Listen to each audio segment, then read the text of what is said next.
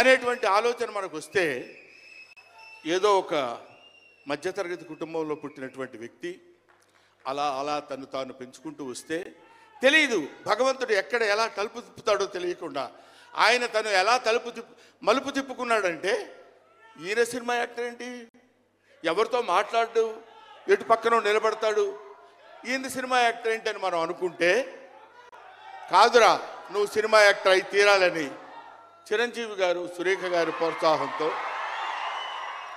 అక్కడ అమ్మాయి ఇక్కడ అబ్బాయి అనే సినిమాలో యాక్ట్ చేశాడు. పోనీ యాక్ట్ చేశాడు, అలా అయిపోయింది. అయిపోయిన తర్వాత అంతటితో ఆగాడా, మళ్ళీ ఎందుకు తిరిగాడో ఈ పొలిటికల్ లైన్లో తిరిగాడు. ఇది ఆయన చేసుకుంది కాదు, ఇది ఒక డెస్టినీ ఆయన నడిపిస్తుంది. అలా తిరిగి తిరిగి తిరిగి లేచిన కెరటం గొప్పది కాదు, పడి లేచిన కెరటం గొప్పది. ఎంతమంది ఎన్నైనా అనుకోనివ్వండి, సముద్రం అంతా ఒక్కసారి ఎదురొచ్చి గుండెల మీద కొట్టినా సరే స్ట్రైట్గా నిలబడి చెప్పగలిగినటువంటి ఏకైక వ్యక్తి మా పవన్ కళ్యాణ్. ఆ రాయి అలా నిలబడి ఉంటుందంతే, సముద్రం వచ్చి గుద్దుకొని వెనక్కి వెళ్ళిపోవాలి తప్ప అది కదలదు. అది ఆయన గొప్పతనం కాదు, దిస్ ఈజ్ ఆల్సో డెస్టినీ. ఆయన అలా రుచించబడ్డా అటువంటి వ్యక్తి ఇన్ని అవమానాలు, ఇన్ని భయంకరమైన సిచ్యువేషన్ అంతా తిరగబడి ఈయన మినిస్టరా, ఈయన డిప్యూటీ సీఎమ్మా, ఇది ఆయన గొప్పతనం కాదు, దిస్ ఈజ్ ఆల్సో డెస్టినీ. ఇదంతా ఆయన నమ్ముకున్నటువంటి పరమేశ్వరుడు లిఖించినటువంటి ఒక అద్భుతమైనటువంటి సిచ్యువేషన్ అయింది. అందువల్ల పవన్ కళ్యాణ్ గారు బతుకు మీది చావు మీది, బతుకంతా దేశానిది అంతే. పుట్టుక మీది చావు మీది, ఈ రెండే మీవి. అలాగా తన ఎందుకండి ఆయనకి మేము ఎన్నోసార్లు చెప్పాం, మమ్మల్ని మామూలుగా నేను పెద్దవాడిని కాబట్టి డైరెక్ట్గా తిట్టలేక చిన్న మందలింపించినది, ఎందుకంటే మనకి ఆ రాజకీయాలన్నీ ఎందుకండి. నో, ఎప్పుడైతే మూర్ఖత్వం అనే పదం మనం వాడతాం, కానీ మూర్ఖత్వానికి ఇంకో పదం ఏంటంటే పట్టుదల. పట్టుదల ఉంటే ఏదైనా చేయగలం. నువ్వు నా దగ్గరికి రావద్దు సుమా,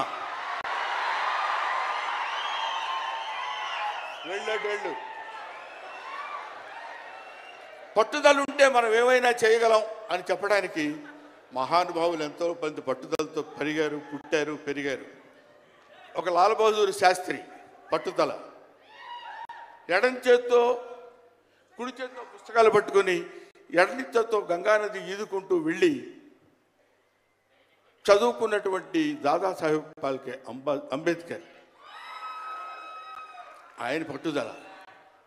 ఎంతమంది చెప్పినా వినకుండా నేను I want to know the truth అని చెప్పినటువంటి రమణ మహర్షి పట్టుదల, రామకృష్ణ పరమహంస పట్టుదల. వీళ్ళందరూ పట్టుదలతో పుట్టారు, పట్టుదలతో పెరిగారు కాబట్టే ఇవాటి వరకు ఇలా నిలబడగలిగారు. ఇప్పుడు నేను చెప్పేది, రేపొద్దున ఆయన ఎంత గొప్పవాడు అవుతాడనేది మనం నిర్ణయించడం మన చేతుల్లో లేదు. ఇవాళకి ఈ స్టేజ్కి వస్తాడని మనం అనుకోలేదు. ఇక తర్వాత ఏ శిఖరాలను ఆయన అధిరోహించబోతున్నాడో అది ఆయన చేతుల్లో లేదు, మన చేతుల్లో లేదు. సకల సృష్టి స్థితి రేఖారుడైన భగవంతుడి చేతుల్లో ఉంది. కాబట్టి ఆ నిర్ణయించినటువంటి ఆ డెస్టినీని నమ్ముకొని వెళ్ళేటువంటి మనిషి కాబట్టి ఆ మహానుభావుడు ఇంకా ఇంకా ఇంకా ఎన్నో స్థితులకు వెళ్ళాలి, ఎన్నో స్థితులను అధిరోహించాలి అని మనం కోరుకుందాం. అధిరోహించి తీరుతాడు. అస్తు అస్తు అస్తు, శుభమస్తు. ఇది జరిగి తీరుతుంది, ఇది నిత్య సత్యం. చాలు. ఏవయ్యా నువ్వు పొగట్టడానికి వచ్చావా ఇక్కడికి? పవన్ కళ్యాణ్ గురించి చెప్పడానికి వచ్చావా, లేకపోతే ఆయన గురించి గొప్పగా చెప్పడానికి, ఆయన్ని పొగట్టడానికి వచ్చావా అనుకోవచ్చు. మీకు ఒక చిన్న విషయం చెప్తున్నాను. ఆయన సంవత్సరం క్రితం చూశాను, 1 year బ్యాక్ చూశాను, మళ్ళీ ఇప్పుడు చూస్తున్నాను. మధ్యలో ఒకసారి ఏదో ఒంట్లో బాగోలేదంటే మాత్రం చూశాను. ఆయనతో ఫోన్లో మాట్లాడింది లేదు, ఆయన గురించి నాకు తెలిసింది లేదు. మా ఇద్దరి మధ్య ఉన్నది స్నేహం కాదు, ఆత్మీయత. ఆత్మీయత వేరు, స్నేహం వేరు. ఆత్మలు కలిసేటువంటి ఒక అద్భుతమైనటువంటి సంబంధం మా ఇద్దరి మధ్య ఉంది కాబట్టి మనం చెప్తున్నాం. సరే, ఇక నీ సోది ఆపబోయా, చెప్పు హరిహర వీరమల్లు గురించి.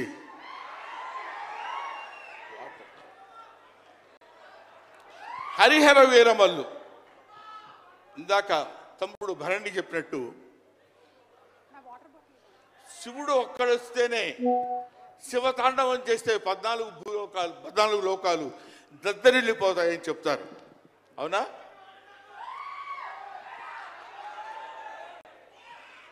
శివుడు త్రిశూలం పట్టుకుని తాండవం చేస్తే గడగడ గడగడగడ భూలోకం అంతా ఉణికిపోతుంది.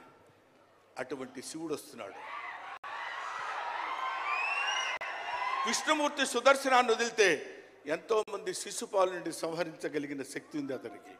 ఒకడు హరుడు, ఒకడు హరి. విష్ణుమూర్తి శివుడు వీళ్ళిద్దరూ కలిసి వస్తున్నాడు. హరిహర వీరమల్లు పేరుతో వచ్చినటువంటి హరిహర